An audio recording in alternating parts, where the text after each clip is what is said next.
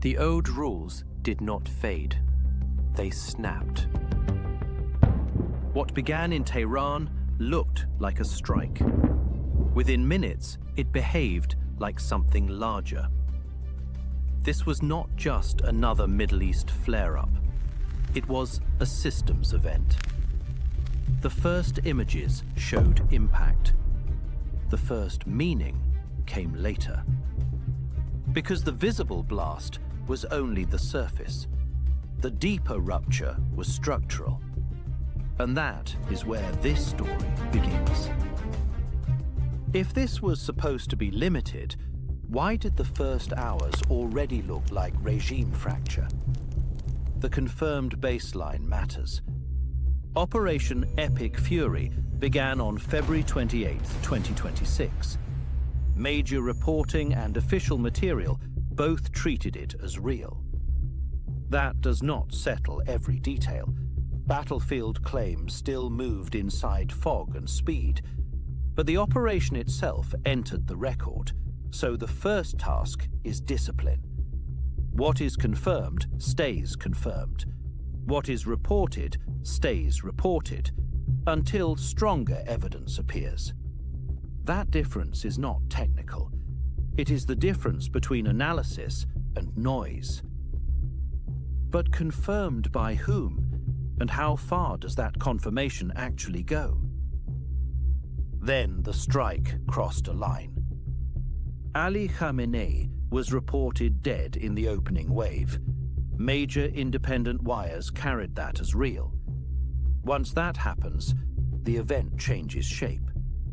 This is no longer only about degrading hardware. It becomes a regime stability shock. Hit the missiles, and you pressure the capacity. Hit the leadership, and you pressure the system itself. Now that is a different kind of war. But decapitation does not automatically mean collapse.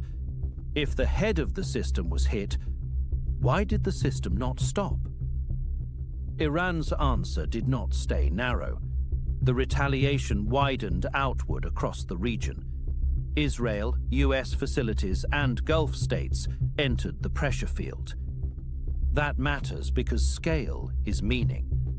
A bilateral exchange became a regional systems crisis. The map itself started changing.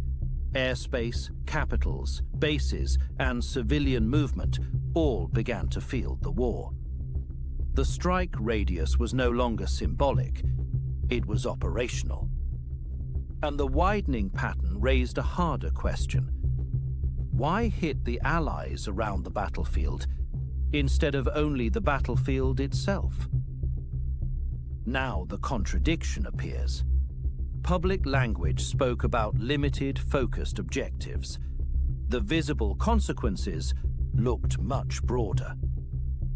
That does not prove final intent, but it does create an anomaly. The description and the outcome no longer fit cleanly together. A laser-focused operation is supposed to feel narrow. Leadership shock, regional fallout, and regime instability do not feel narrow. They feel structural. That is where suspicion begins.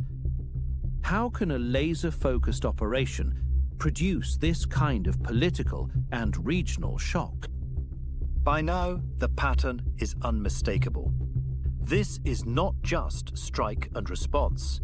This is deterrence failure moving at speed. Leadership decapitation, retaliation, Gulf exposure, alliance strain. Those are not separate headlines. They are stacked system failures.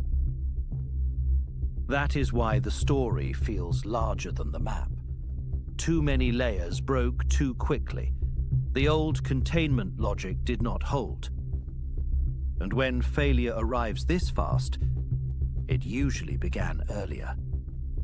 If deterrence failed this fast, what had already been weakening underneath? The region did not respond as a clean coalition. It responded under pressure. Exposure and alignment began happening together. Some Gulf states looked harder against Iran. They also looked more vulnerable, more strained, and more dependent. That is not a simple victory picture. An ally under pressure is still an ally, but pressure changes what alliance really means. Security and resentment can rise together. That instability matters later. If Washington's partners are exposed and frustrated, how stable is the coalition beneath the war? There is another battlefield now. It is the battlefield of certainty. And early war reporting rarely controls it. Blackouts, speed, and contested footage make the first story unstable. Some claims remain reported, not verified. Some visuals may be manipulated or miscaptioned. That does not mean nothing is true. It means discipline matters more, not less. Confidence labels become part of the investigation, because uncertainty is also a clue. If the first story is unstable, what is the deeper story hiding underneath it? So the question changes. Not only what happened, what kind of strike behaves like this? Once you ask that, the event stops being self-contained. It becomes an investigation into design, consequence, and mismatch.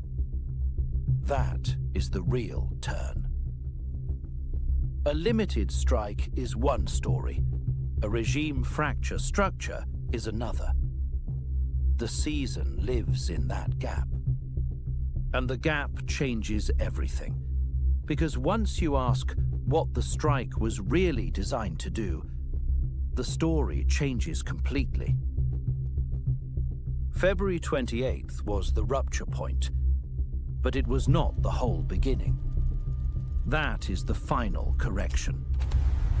Before the launch, there were warning signs, earlier pressure, and failed coercion patterns. The runway existed before the blast. We just were not looking at it yet. That is why the next step is backward. To understand the strike, we have to rewind the system. We have to ask, what built the path? The first day did not just begin the war. It revealed the system had already been failing.